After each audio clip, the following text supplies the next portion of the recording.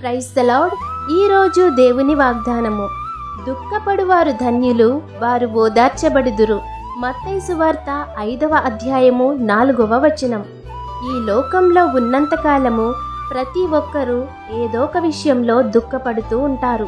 ఆ దుఃఖము మనుషుల ఎదుట కాకుండా దేవుని సన్నిధిలో కనపరచాలి. మరి హన్నా అయితే పిల్లల కోసం దేవుని సన్నిధిలో దుఃఖాక్రాంతురాలై ప్రార్థించింది. దేవుడు ఆమె మొర ఆలకించి ఆమె జీవితంలో దేవుడు గొప్ప కార్యాన్ని చేశారు. ఈరోజు నీవు ఏ పరిస్థితుల్లో ఉండి బాధపడుతున్నా ఆ దుఃఖము మనుషులెదుట కాకుండా దేవుని సన్నిధిలో దుఃఖపడితే మీ దుఃఖమునకు ప్రతిగా రెట్టింపు ఘనతనిచ్చి సంతోషముతో నా దేవుడు నిన్ను ఓదారుస్తారు. కాబట్టి ఈ వాగ్దానం మీ జీవితంలో నెరవేరాలని కోరుకుంటూ దేవుని సువార్త పరిచర్యలో మీ సహోదరి. ఆమేన్. God bless you.